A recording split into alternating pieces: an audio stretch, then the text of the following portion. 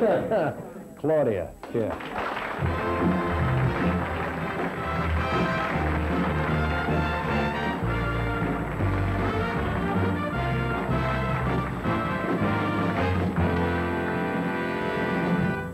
All right, you have, first thing I have to do is I have to get that hair out of your mouth. That's good. Okay. Now the second thing I have to... Hello, how are you? I haven't seen you for 2 weeks live. That's right. We did that voyeuristic thing down the cable last week, didn't we? Yes. And you kept jumping up and down. I want to ask a question. We didn't even hear your question. It was nothing to do with our chauvinism, you know. We just didn't hear your squeaky little voice, that's all. I don't have a squeaky little voice. Up the cable you did. Actually, that's what I say, up the cable. Yeah. I just wish you were at the conference, and all these people were at the conference. It was as much a maligned conference, but on my program this morning on radio, it was very interesting, the women that rang up from the National Party, from the Liberal Party, who said, you know, really, we don't know what everyone's on about. We were not divided. We were not antagonistic. It's the best thing that's happened to the 700 women around Australia. Okay, wait. Before you go any further, let me ask you something, okay? Now, I mean this straight. I'm not fooling around because I'm as confused as the next person, okay? Can you explain as clearly as possible what that was all about there? What went on there? Well, women from around Australia were subsidised to come to a conference because, you know, the economic condition of most women, they can't really pay to come from Darwin, Queensland, Melbourne to Canberra. Subsidised by whom? They were subsidised by the United Nations with $164,000. It was overseas people and local people to live for 1 week in Canberra. All their meals and fares paid. From everywhere in Australia? For any woman that wanted to come to the conference, groups from each district were chosen to come on their application. Okay. And these were women from, you know, areas where they just never meet city women, and city women who never meet women from Dingo in Queensland or from Darwin. And the idea was to break down the isolation of this country so women could get together and work out what they would like to do in this country as a 50% of the population, how they could look at the politics of this country, and 13 other platforms of discussion. Because during the days of this conference that went on from, say, Tuesday till Thursday, there were 94 sessions that women could get involved in. It wasn't only to do with politics, although they were asked to politicise their problems, whether they were problems of isolation, problems of rape, problems of economy, problems of understanding feminism. You know, everything was open, and you could say what you wanted to. I mean, it's much better than a program like this because it was a great session where you could say actually what you wanted to say. And when do I ever stop you from saying what you want to say? It's just that you take so long getting around to the damn thing. I don't think that's really true. I think you're just being like the media. You're being patronising. Flo Kennedy's of this world, the black woman activist from New York who's a lawyer. Now, she copped the Catholic Church this morning because she uses her own language, and she would look at you and say, honey, you represent jockocracy. I don't want nothing to do with you. Represent jockocracy? And that's her term. Nice expression. Yeah. Yes, lovely. But that's her term, and it's good to be able to use the language well and with your own intelligence and not feel afraid, not feel conditioned. Okay, just a minute. Now, you got all these ladies together to sort of trade problems, and there were certain problems that you were going to discuss. You said there was a platform of how many? There were 13 areas. Yeah. Okay, now who set up that platform? Well, if you wanted to add to the platform, the International Women's Year Secretariat laid down 13 areas of conversation. But if you wanted to put your platform, you could, as many women did. Say, well, we'd rather talk about this, so they did. We want to add a paper on this, so they did. It was much freer than a male conference. It didn't have any of the structures of the male conferences that I've had to report on. Okay, now I've heard a lot of complaints, confusing ones at times. And just answer me yes or no. Who did you get the complaints from? Just different people around. I heard it on... Did they go to the conference? No, but that's what I'm trying to find out. These are all these phantoms reporting from 500 miles and 300 miles away. But go on, we'll allow your question. You're doing to me what you did to Whitlam. You're not letting me talk. Now, cool it 1 second. I just want to ask you a question. Do you, or do you, just give me a yes or no now, do you or do you not think that you got a fair shake from the media? I think most women have made that very obvious. We were patronised, trivialised, and ridiculed by the media. Is that a no?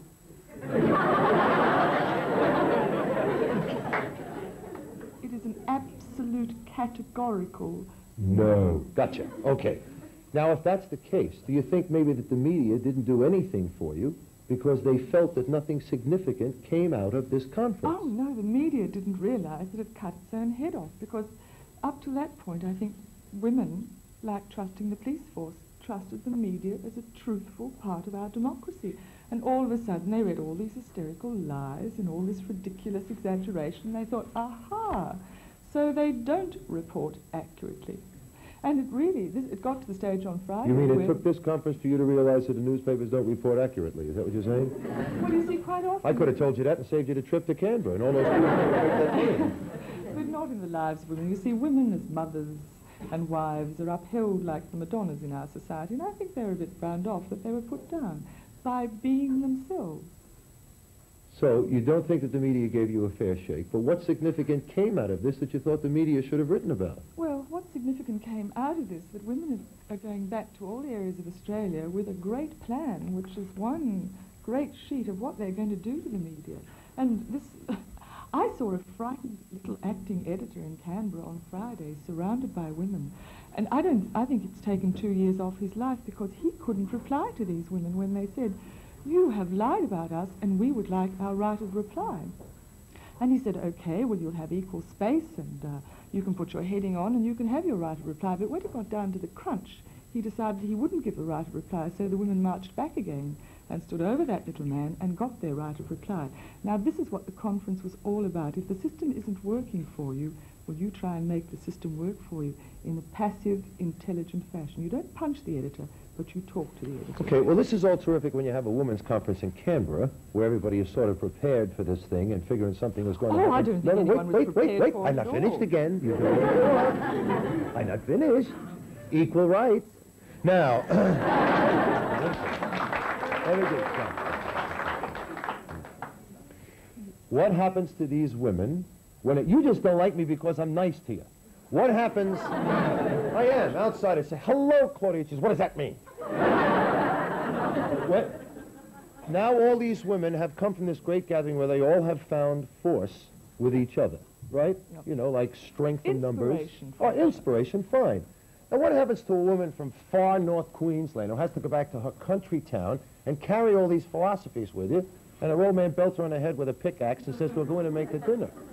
You know what, I'm not trying to be smart. I'm just trying to say, what happens to all of these women now that they have all of these things that you have all talked about and said, yes, we need them. Now they go back to the separate areas. What do? Well, she knows how to set up a women's refuge, so that when her husband hits her on the head with a pick, she'll say, "Right, I'll set up a refuge for other women like me," and she'll get a little force of women getting together to provide a house where they can all go to get away from their husbands who are hitting them on their heads with picks and talk.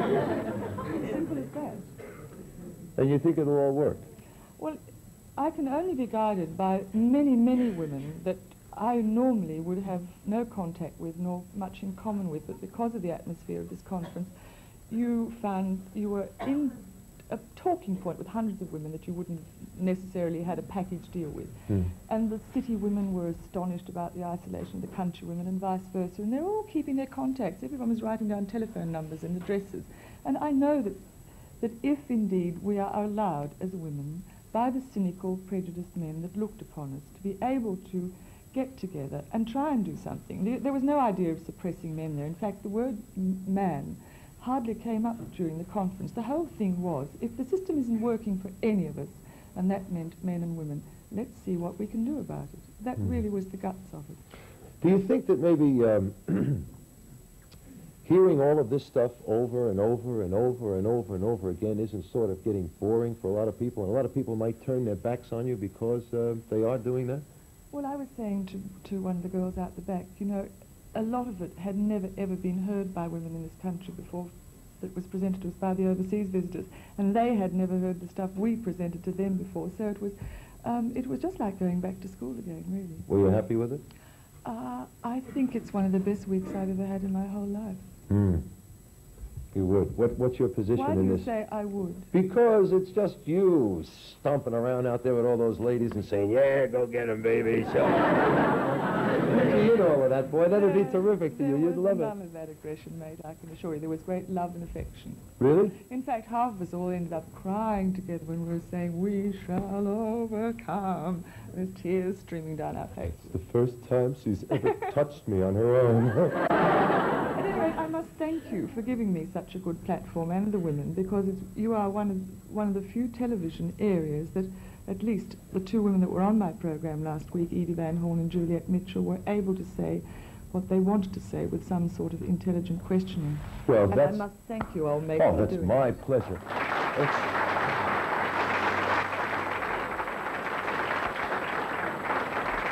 It only goes to prove that I am not You're learning. a That's all it comes to low-lying, chauvinistic dog, as someone once called me.